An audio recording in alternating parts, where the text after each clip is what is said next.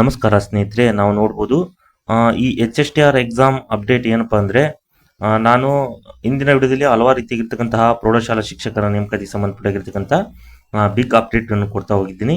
ಹಾಗೆ ಮತ್ತು ಇವತ್ತಿನ ವಿಡಿಯೋದಲ್ಲಿ ಈ H S T R exam update ಏನಪ್ಪ ಅಂದರೆ, ನಾವು ನೋಡ್ಬೋದು ಹುದ್ದೆಗಳ ಏನಿದೆಯಲ್ಲೋ ಅದು ಪ್ರಮುಖವಾಗಿರ್ತಕ್ಕಂತಹ ಅಪ್ಡೇಟ್ ಅಂತ ಹೇಳ್ತೀನಿ. ಇಲ್ಲಿ ನೋಡ್ಬೋದು ಈ ಪ್ರೌಢಶಾಲಾ ಶಿಕ್ಷಕರ ನೇಮಕಾತಿಗೆ ಸಂಬಂಧಪಟ್ಟಾಗಿರ್ತಕ್ಕಂಥದ್ದು ಎಷ್ಟು ಹುದ್ದೆಗಳು ಈ ಇಲಾಖೆಯಲ್ಲಿ ಅಂದರೆ ಆರ್ಥಿಕ ಅನುಮೋದನೆ ಕೊಟ್ಟಿದೆ ಅನ್ನೋದಾದರೆ, ಇಲ್ಲಿ ಸರ್ಕಾರಕ್ಕೆ 6,000 ಆಗಿರ್ತಕ್ಕಂಥ ಅನುಮೋದನೆ ಕೊಟ್ಟಿದೆ ಆರ್ಥಿಕ ಇಲಾಖೆ. ಅಂದರೆ ಅವ್ರು ನೋಟಿಫಿಕೇಶನ್ ಮಾಡ್ಬೇಕಂತ ಏನಪ್ಪ ಅಂದರೆ ಅವರು ರೆಡಿ ಮಾಡ್ಕೊಂಡ್ರೆ 6,000 ಏನಪ್ಪ ಅಂದರೆ ಎಚ್ ಎಸ್ ಟಿ ಆರ್ ಆಗಿರ್ತಕ್ಕಂಥ ನೋಟಿಫಿಕೇಶನ್ ಮಾಡ್ಬೋದು.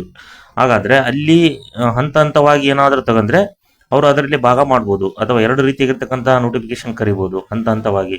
ಇಲ್ಲಾಂದ್ರೆ ಈ ಒಂದೇ ನೋಟಿಫಿಕೇಶನ್ ಅಲ್ಲಿ ಕರಿಬೇಕಾದ್ರೆ 6,000 ಕರಿಬೋದು ಅಂತ ನಾವು ಹೇಳ್ಬೋದು.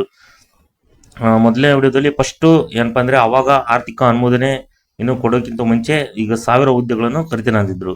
ಬಟ್ ಈಗ ಏನಪ್ಪ ಅಂದ್ರೆ ಟೋಟಲಿ ಹೇಳ್ಬೇಕಂದ್ರೆ 6,000 ಹುದ್ದೆಗಳು ಆರ್ಥಿಕ ಅನುಮೋದನೆ ಪಡೆದ ಒಂದು ಮಾಹಿತಿ ಇದೆ ಅಂತ ನಾವು ಹೇಳ್ಬೋದು. ಹಾಗಾಗಿ ಮತ್ತೆ ಇದಕ್ಕೆ ಸಂಬಂಧಪಟ್ಟಿರ್ತಕ್ಕಂಥದ್ದು ನೋಡ್ಬೋದು ಎಲ್ಲ ಸ್ನೇಹಿತರು.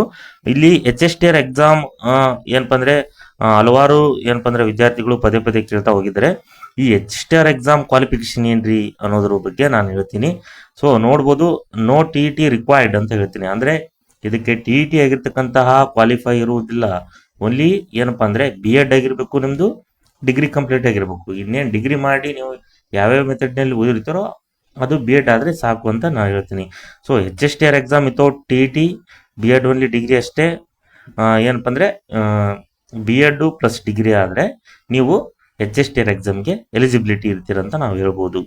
ನೆಕ್ಸ್ಟ್ ಏನಪ್ಪ ಅನ್ನೋದಾದರೆ, ಈಗ ಮೇನ್ ಎಕ್ಸಾಮ್ ಬರ್ತದೆ ಅಂತ ಹೇಳಿದೆ. ಈ ಮೇನ್ ಎಕ್ಸಾಮ್ ಅಂದರೆ H S T R main exam ಅಷ್ಟೇ ಬರೋದು. ನೀವು ಅಪ್ಲಿಕೇಶನ್ ಆಗತ್ಲೆ ಪೇಪರ್ 1 ಪೇಪರ್ 2 ಅಂತ ಬರುತ್ತೆ. ಅದರಲ್ಲಿ ಪೇಪರ್ 1 ಯಾವ ರೀತಿಗಿರ್ತಕ್ಕಂತಹ ಏನು ಬರ್ತಾವೆ ಮಾರ್ಕ್ಸ್ ಬರ್ತಾವೆ ಅನ್ನೋದಾದರೆ, ಇಲ್ಲಿ ನೋಡ್ಬೋದು ಪೇಪರ್ 1ನಲ್ಲಿ 100 ಮಾರ್ಕ್ಸ್ ಇರುತ್ತೆ. ಎಮ್ ಸಿ ಕ್ಯೂ ಆಧಾರಿತವಾಗೇ ಇರುತ್ತೆ. ಯಾವುದೇ ರೀತಿಯಾಗಿರ್ತಕ್ಕಂಥ ಎಕ್ಸ್ಪ್ಲನೇಷನ್ ಆಗಿರ್ಬೋದು, ವಿವರಣೆ ಆಧಾರಿತವಾಗಿರ್ತಕ್ಕಂಥದ್ದು ಇರೋದಿಲ್ಲ ಅಲ್ಲಿ. ಹಾಗಾದರೆ ಆ 100 ಮಾರ್ಕ್ಸ್ನಲ್ಲಿ ಪೇಪರ್ನಲ್ಲಿ ಯಾವ ರೀತಿಯಾಗಿರ್ತಕ್ಕಂಥ ಸಬ್ಜೆಕ್ಟ್ ಕೇಳಿದ್ರು, ಹಾಗಾಗಿ ಆ ಸಬ್ಜೆಕ್ಟ್ ನಾನು ಹೇಳ್ತಾ ಹೋಗ್ತೀನಿ, ನೀವು ಗಮನದಲ್ಲಿಟ್ಟು ನೋಡ್ಕೊಳ್ಳಿ. ಇಲ್ಲಿ 25 ಮಾರ್ಕ್ಸ್ ಜಿ ಕೆ ಅಂದರೆ ಜನರಲ್ ನಾಲೆಡ್ಜ್ ಅಂತ ಹೇಳಿ ಕರಿತೇವೆ. ಏನು ನೀವು ಮಂತ್ಲಿ ಮ್ಯಾಗ್ಜಿನ್ ಓದ್ತಿರೋ ಮತ್ತು ಪ್ರಮುಖವಾಗಿ ಜಿ ಕೆಗೆ ಸಂಬಂಧಪಟ್ಟ ಓವರ್ ಆಲ್ ಇಂಡಿಯಾ ಕರ್ನಾಟಕ ಇದಕ್ಕೆ ಸಂಬಂಧಪಟ್ಟಿರ್ತಕ್ಕಂಥದ್ದು 25 ಮಾರ್ಕ್ಸ್ ಕೇಳ್ತಾರೆ. ನೆಕ್ಸ್ಟು ಸೈಕಾಲಜಿಗೆ ಎಷ್ಟಪ್ಪ ಅಂದರೆ 25 ಮಾರ್ಕ್ಸ್, ಅಂದರೆ ಶೈಕ್ಷಣಿಕ ಮನೋವಿಜ್ಞಾನ ಅಂತ ನಾವು ಕರಿತೀವಲ್ಲ ಅದಕ್ಕೆ ಸಂಬಂಧಪಟ್ಟಿರ್ತಕ್ಕಂಥದ್ದು 25 ಮಾರ್ಕ್ಸ್ ಏನು ಮಾಡ್ತಾರೆ ಅಲ್ಲಿ ಕೇಳ್ತಾರೆ. ಇಲ್ಲಿ 50 ಮಾರ್ಕ್ಸ್ ಆಯಿತು. ನೆಕ್ಸ್ಟು ಇಂಗ್ಲೀಷು 12 ಮಾರ್ಕ್ಸ್ ಕೇಳ್ತಾರೆ. ಜನರಲ್ ಆಗಿರ್ತಕ್ಕಂಥ ಇಂಗ್ಲೀಷು ಅಲ್ಲಿ ಮಲ್ಟಿಪಲ್ ಚಾಯ್ಸ್ ಇರುತ್ತೆ. ನಿಮಗೆ ಸರಿಯಾಗಿರ್ತಕ್ಕಂಥ ಆನ್ಸರು ನೀವು ಒ ಎಮ್ ಆರ್ ತುಂಬಬೇಕಾಗುತ್ತದೆ. ಇಂಗ್ಲೀಷ್ ಕೂಡ 12 ಮಾರ್ಕ್ಸು. Computer 13 marks. ಅಂದರೆ ಈ ಕಂಪ್ಯೂಟರ್ ಸಾಕ್ಷರತೆ ನಿಮಗೆ ಜ್ಞಾನವನ್ನು ಹೊಂದಿದ್ರೂ ಚೆಕ್ ಮಾಡ್ತಾರೆ, ಅದು ಕೂಡ 13 ಮಾರ್ಕ್ಸ್ ಇರುತ್ತವೆ. ಮತ್ತು ಲಾಸ್ಟು ಮೆಂಟಲ್ ಅಬಿಲಿಟಿ, ನೀವೇನು ಮಾನಸಿಕ ಸಾಮರ್ಥ್ಯದಲ್ಲಿ ಎಷ್ಟು ಸಾಮರ್ಥ್ಯವನ್ನು ಹೊಂದಿದ್ರು ಅನ್ನೋದ್ರ ಬಗ್ಗೆ ಅವರು ಚರ್ಚೆ ಮಾಡ್ತಾರೆ, ಅಂದರೆ ಟೆಸ್ಟ್ ಮಾಡ್ತಾರೆ. ಅಲ್ಲಿ 25 ಮಾರ್ಕ್ಸ್ ಕೂಡ ಇರುತ್ತೆ. ಟೋಟಲಿ ನಾವು ನೋಡ್ಬೋದು 25, 12, 13, 25 ಅಂದರೆ 100 ಮಾರ್ಕ್ಸ್ ಆಗಿರ್ತಕ್ಕಂಥದ್ದು ಪೇಪರ್ 1ನಲ್ಲಿ ಈ ರೀತಿಯಾಗಿರ್ತಕ್ಕಂಥ ಸಬ್ಜೆಕ್ಟ್ ಬರ್ತವೆ. ನೀವು ಪಾಯಿಂಟ್ ಔಟ್ ಅಂದರೆ ಪಾಯಿಂಟ್ ಮಾಡ್ಕೊಳ್ಳಿ, ನೋಟ್ಸ್ ಮಾಡ್ಕೊಳ್ಳಿ. ಈ ಸಂಬಂಧಪಟ್ಟಿರ್ತಕ್ಕಂಥದ್ದು ಸಬ್ಜೆಕ್ಟ್ ಸಬ್ಜೆಕ್ಟನ್ನು ಇಲ್ಲಿ ಮಾರ್ಕ್ಸ್ ಕೇಳ್ತಾರೆ. ಇದು ಓನ್ಲಿ ಪೇಪರ್ 1ನಲ್ಲಿ ಎಷ್ಟೇ ಇರ್ತಕ್ಕಂಥ ಸಬ್ಜೆಕ್ಟು ಎಮ್ ಸಿ ಕ್ಯೂ ಬಗ್ಗೆ ಇರುತ್ತೆ. ನೆಕ್ಸ್ಟ್ ಪೇಪರ್ 2 ಬರುತ್ತೆ ನೋಡಿ. ಪೇಪರ್ 2 ಸಬ್ಜೆಕ್ಟ್ ಪೇಪರ್ ಅಂತ ಕರಿತೀನಿ. ಹೆಂಗೆ ರೀ ಸಬ್ಜೆಕ್ಟ್ ಇರುತ್ತೆ ಅನ್ನೋದಾದರೆ, ನಾನು ಏನಪ್ಪ ಅಂದರೆ ಈಗ ನೀವು ಡಿಗ್ರಿ ಮಾಡಿ ಬಿ ಎಡ್ ಏನು ಮಾಡಿರ್ತೀರೋ ಅಲ್ಲಿ ನೀವು ಮೆಥಡಲಾಜಿ ಏನು ಓದಿರ್ತೀರೋ ಮೆಥಡ್ನವರು, ಈಗ ನೀವು ಕನ್ನಡ ಶಿಕ್ಷಕರಿಗೆ ಬರೀಬೇಕಾದ್ರೆ ನಿಮಗೆ ಕನ್ನಡ ಆಗಿರ್ತಕ್ಕಂಥ 100 ಮಾರ್ಕ್ಸು ಕೂಡ ಅಲ್ಲಿ ಎಮ್ ಸಿ ಕ್ಯೂ ಬರುತ್ತೆ. ಇದಕ್ಕೆ ಸಬ್ಜೆಕ್ಟ್ ಪೇಪರ್ ಅಂತ ಕರಿತೀವಿ.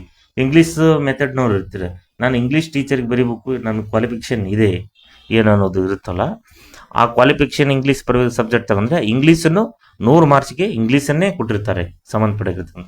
ಓಟು ಎಮ್ ಸಿ ಕ್ಯೂ ಆಧಾರಿತವಾಗೇ ಇರುತ್ತೆ 100 ಮಾರ್ಕ್ಸ್.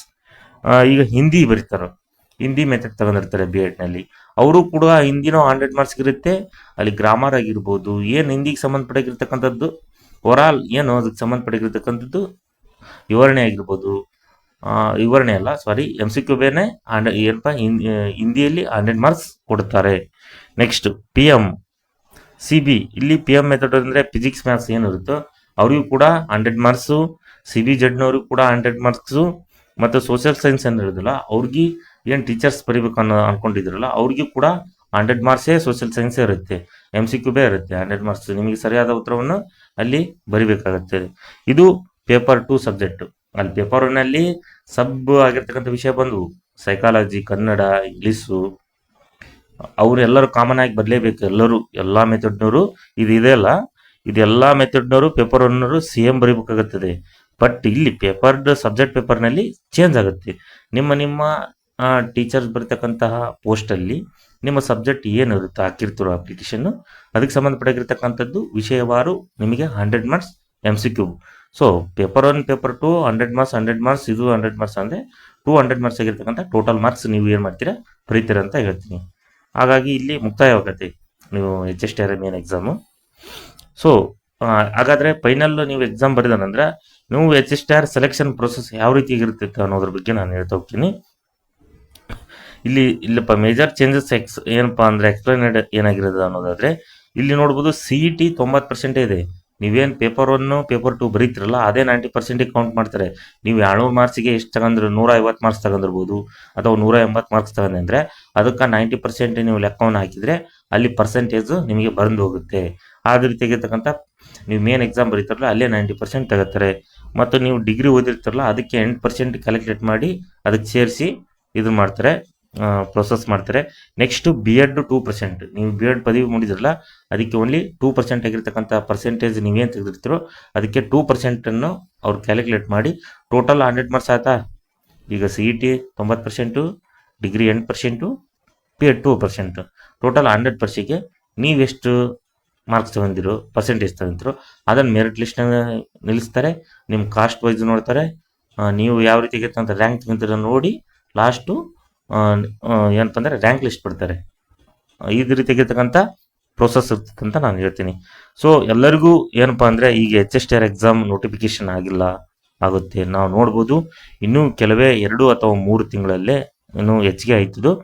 ಅವರು ಸಮಗ್ರವಾಗಿರ್ತಕ್ಕಂಥ C&R ರೂಲ್ಸ್ ಬಿಡ್ತಾರೆ. ಯಾವ ರೀತಿಯಾಗಿರ್ತಕ್ಕಂಥ ಸಮಗ್ರವಾಗಿರ್ತಕ್ಕಂಥ C&R ರೂಲ್ಸ್ ಅನ್ನೋದಾದರೆ ನೀವು ಈಗ ಎಲ್ಲರಿಗೂ ಇರ್ತಕ್ಕಂಥದ್ದು ಏನಪ್ಪ ಅಂದರೆ ಈಗ ನನಗೆ ಪ್ರಮುಖವಾಗಿರ್ತಕ್ಕಂಥ ಕ್ವಶನ್ಗಳು ಕೇಳ್ತಿದ್ರೆ PG ಅವಶ್ಯಕತೆ ಇದೆಯಾ HSTRಗೆ. ನಾನು ಹೇಳ್ತೀನಿ ಯಾವುದೇ ರೀತಿಯಾಗಿರ್ತಕ್ಕಂಥ PG ಅವಶ್ಯಕತೆ ಕೊಡುವುದಿಲ್ಲ. ಹಲವಾರು ಯೂಟ್ಯೂಬ್ ಎಜುಕೇಟರ್ ಕೂಡ ಹೇಳ್ತಾ ಹೋಗಿದ್ದಾರೆ, ಅವರಿಗೆ ಮಾಹಿತಿ ಕೂಡ ಸಿಕ್ಕಿದೆ, ನನಗೂ ಕೂಡ ಸಿಕ್ಕಿದೆ. ನಾನು ಹೇಳ್ತೀನಿ HSTR ಎಕ್ಸಾಮಿಗೆ ಯಾವುದೇ PG ಇಲ್ಲ, ಟೆನ್ಷನ್ ಇಲ್ಲದೆ ನೀವು ಏನು ಮಾಡಿ ಇವತ್ತಿಂದನ ಅಧ್ಯಯನವನ್ನು ಮಾಡಲೇಬೇಕಾಗತ್ತೆ ನೀವು. ಹಾಗಾಗಿ ನೋಡ್ಬೋದು ಇಲ್ಲಿ PG ಇರೋದಿಲ್ಲ, ಓನ್ಲಿ ನಿಮಗೆ TETನೂ ಇರೋದಿಲ್ಲ. ನೋಡಿ ಈ ಶಿಕ್ಷಕರ ನೇಮಕಾತಿಗೆ ಸಂಬಂಧಪಟ್ಟಿರ್ತಕ್ಕಂಥದ್ದು ಹಲವಾರು ರೀತಿಯಾಗಿರ್ತಕ್ಕಂಥದ್ದು ಕ್ವಾಲಿಫಿಕೇಷನ್ ಇಲ್ಲದೆ ಬರೆಯೋದಾದರೆ HSTR. ಸೊ ಡೋಂಟ್ ಮಿಸ್ ನೀವು ಏನಪ್ಪ ಅಂದರೆ ನಿಮ್ಮ ಕನಸಿನ ಹುದ್ದೆ ಹಿಡಿಬೇಕಾದ್ರೆ ನಾನು TET ಆಗಿಲ್ಲ PGನೂ ಇಲ್ಲ ಅನ್ನೋರು ದಯಮಾಡಿ ನೀವು ಇವತ್ತಿಂದನೇ ಭಾಳ ಎಫೆಕ್ಟಿವ್ ಆಗಿರ್ತಕ್ಕಂಥ ಅಧ್ಯಯನ ಮಾಡಿ.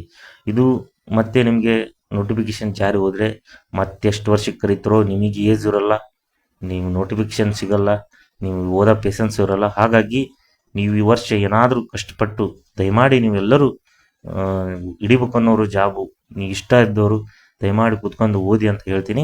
ಸೊ ಇಲ್ಲಿ ನಾನು ಲಾಸ್ಟ್ನೇದು ಏನಪ್ಪ ಅಂದರೆ ನಿಮ್ಮ ಕನಸುಗಳಿಗೆ ಏನಪ್ಪ ಅಂದರೆ ಹೋರಾಡಿ ಅಂತ ಹೇಳ್ತೀನಿ. ಯಾರೂ ಇಲ್ಲ, ನೀವೇ ಹೋರಾಡಬೇಕು. ಅಂದರೆ ಇಲ್ಲಿ ಮೋಟಿವೇಟರ್ ನಾವೇನಪ್ಪ ನಮ್ಮ ಸಾಧ್ಯವಾದಷ್ಟು ನಾವು ಮೋಟಿವೇಟ್ ಮಾಡ್ತೀವಿ, ನಾವು ಇನ್ಫಾರ್ಮೇಷನ್ ಕೊಡ್ತೀವಿ, ಜಾಬ್ ನ್ಯೂಸ್ ಅಪ್ಡೇಟ್ ಹೇಳ್ತೀವಿ. ಬಟ್ಟು ಕೂತ್ಕೊಂಡು ಓದಬೇಕಾಗಿರೋದು ನೀವು. ಹಾಗಾಗಿ ಇಲ್ಲಿ ಯಾರೂ ಇಲ್ಲ ಅಂತ ನಾನು ಒಂದು ಕೊಟೇಶನ್ ಕೊಟ್ಟಿದ್ದೀನಿ. ಇಲ್ಲಿ ನೀವು ಹೋರಾಡಲೇಬೇಕು. ನಿಮಗಾಗಿ, ನೀವು ನಿಮ್ಮ ಮನೆಗಾಗಿ, ನಿಮ್ಮ ಫ್ಯಾಮಿಲಿಗಾಗಿ, ನಿಮ್ಮ ಜೀವನಕ್ಕಾಗಿ ಏನಪ್ಪ ಅಂದರೆ ಹೋರಾಡಲೇಬೇಕು. ಸೊ ನಿಮ್ಮ ಕನಸುಗಳಿಗೆ ಹೋರಾಟ ಮಾಡಿ ಸೊ HSTR ಪರೀಕ್ಷೆಯನ್ನು ಗೆಲ್ಲಿ ಮತ್ತು ಸ್ವಯಂ ಪ್ರೇರಣೆಯನ್ನು ನೀವೇ ಪಡ್ಕೋಬೇಕಾಗುತ್ತದೆ. ಸೊ ಈ ವಿಡಿಯೋನ ನೋಡ್ಕೊಂಡು ಸ್ವಯಂ ಪ್ರೇರಣೆ ನೀವೇನೇ ತಗೊಳ್ಬೇಕು, ಯಾರೂ ಕೊಡೋದಾಗಲ್ಲ ಸ್ವಯಂ ಪ್ರೇರಣೆ. ನೀವು ಆತ್ಮವಿಶ್ವಾಸ ನೀವೇ ತೆಗಬೇಕು, ತಾಳ್ಮೆ ಕೂಡ ನಿಮಗೆ ಇರಬೇಕು, ಬೇರೆಯವ್ರು ಯಾರು ಹುಡ್ಸೋಕ್ಕಾಗಲ್ಲ. ಸೊ ಯೂಟ್ಯೂಬಿಂದ ನೀವು ಈ ವಿಡಿಯೋ ವೀಕ್ಷಣೆ ಮಾಡಿದ ನಂತರ ನಿಮಗೇನಾದರೂ ಚೆನ್ನಾಗಿ ಕೂತ್ಕೊಂಡು ಓದಬೇಕು ಅನಿಸ್ಬೋದು. ಸೊ ಅಲ್ಲಿ ನೀವು ಸೆಲ್ಫ್ ಮೋಟಿವೇಶನ್ ನೀವೇ ಆಗಬೇಕಾಗುತ್ತೆ, ಬೇರೆಯವರು ಯಾವ ರೀತಿಯಾಗಿರ್ತಕ್ಕಂಥ ಕೊಡೋದಾಗೋದಿಲ್ಲ. ನಮ್ಮ ಏನು ವಿಷಯ ಇರ್ತೈತೋ ನಾವು ಅದ್ರ ಬಗ್ಗೆ ಹೇಳ್ಬೋದ್ವಿ.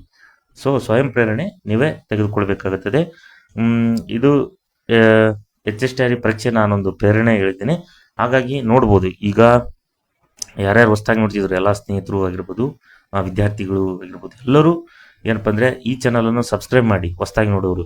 ಯಾಕಂದರೆ ನಾನು ಶಿಕ್ಷಕರ ನೇಮಕಾತಿಗೆ ಸಂಬಂಧಪಟ್ಟಾಗಿರ್ತಕ್ಕಂಥದ್ದು ಯಾರು ಹೇಳಿದರೋ ಬಿಟ್ಟಿದ್ದರೋ ಗೊತ್ತಿಲ್ಲ ಯೂಟ್ಯೂಬ್ನಲ್ಲಿ. ಆದರೆ ನಾನು ಬೋರ್ಡಿನ ಮುಖಾಂತರನೂ ಕೂಡ ಸಣ್ಣ ಸಣ್ಣ ವಿಚಾರಗಳನ್ನು ಎಕ್ಸ್ಪ್ಲೈನ್ ಮಾಡಿ ಹೇಳಿದ್ದೀನಿ. ಮತ್ತು ಹಲವಾರು ರೀತಿಗಳಿಂದ ಕ್ಲಾಸಸ್ ಕೂಡ ಹೇಳ್ತಾ ಹೋಗಿದ್ದೀನಿ. ಹಿಸ್ಟ್ರಿ ಆಗಿರ್ಬೋದು, PM ಮೆಥಡ್ ಅವರು, CBZ ಅವ್ರಿಗೆ, TET ಓದೋರಿಗೆ, ಮತ್ತು ಹಲವಾರು ರೀತಿಗಳಿಂದ ಕ್ಲಾಸಸ್ ಕೂಡ ಹೇಳ್ತಾ ಹೋಗಿದ್ದೀನಿ. ಪ್ರಮುಖವಾಗಿ ಈಗ ಸಣ್ಣ ಸಣ್ಣ ಕ್ವಾಲಿಫಿಕೇಷನ್ ಬಗ್ಗೆ ಯೂಟ್ಯೂಬ್ನವರು ಹೇಳುವುದಿಲ್ಲ. ನಾನು ನನ್ನ ಚಾನಲ್ನಲ್ಲಿ ಎಲ್ಲ ರೀತಿಗಿರ್ತಕ್ಕಂಥ ಸಣ್ಣ ವಿಚಾರದಿಂದ ದೊಡ್ಡ ವಿಚಾರದವರೆಗೂ ಕೂಡ ನಾನು ಎಕ್ಸ್ಪ್ಲೈನ್ ಮಾಡ್ತಾ ಹೋಗಿದ್ದೀನಿ. ಹಾಗಾಗಿ ನೀವೆಲ್ಲರೂ ಏನಪ್ಪ ಅಂದರೆ ಈ ಚಾನಲನ್ನು ಸಬ್ಸ್ಕ್ರೈಬ್ ಮಾಡೋಕೆ ಪ್ರೋತ್ಸಾಹಿಸಿ ಮತ್ತು ನೋಡಿ, ಲೈಕ್ ಮಾಡಿ, ಕಾಮೆಂಟ್ ಮಾಡಿ. ನಿಮಗೇನಾದರೂ ಇದ್ರ ಬಗ್ಗೆ ಇನ್ನೂ ಕೆಲವೊಂದು ನನಗೆ ಮಾಹಿತಿ ಸಿಕ್ಕಿಲ್ರಿ HSTR ಬಗ್ಗೆ, ದಯಮಾಡಿ ನನಗೆ ಈ ರೀತಿಗಿರ್ತಕ್ಕಂಥದ್ದು ಹೇಳಿ ಅನ್ನೋದಾದರೆ, ಅಥವಾ ನಿಮಗೇನಾದರೂ ಇನ್ನೂ ಡೌಟ್ ಇದೆ, ಏನಾದರೂ ನನಗೆ ಹೇಳಬೇಕು ಅಂದರೆ HSTR ಎಕ್ಸಾಮ್ ಬಗ್ಗೆ ನಾನೇನಾದರೂ ಕೇಳಬೇಕಂದ್ರೆ ಕಾಮೆಂಟ್ ಮೂಲಕ ತಿಳಿಸಿ. ನನಗೆ ಸಾಧ್ಯವಾದಷ್ಟು ನಾನು ರಿಪ್ಲೈ ಕೊಡ್ತೀನಿ. 100% ಆಗಿರ್ತಕ್ಕಂಥ ತಕ್ಷಣ ರೀತಿಯಾಗಿರ್ತಕ್ಕಂಥ ಕಾಮೆಂಟನ್ನು ಕೊಡ್ತೀನಿ ಅಂತ ಹೇಳಿ, ನಾನು ಮುಂದಿನ ವಿಡಿಯೋದಲ್ಲಿ ಬೇರೆ ವಿಷಯದೊಂದಿಗೆ ಬರ್ತೀನಿ ಅಂತ ಹೇಳಿ ಈ ವಿಡಿಯೋವನ್ನು ಮುಗಿಸ್ತಿದ್ದೀನಿ. ಎಲ್ಲರಿಗೂ ನಮಸ್ತೆ ಅಂತ ಹೇಳಿ ಧನ್ಯವಾದಗಳನ್ನು ಹೇಳ್ತೀನಿ. Okay, good.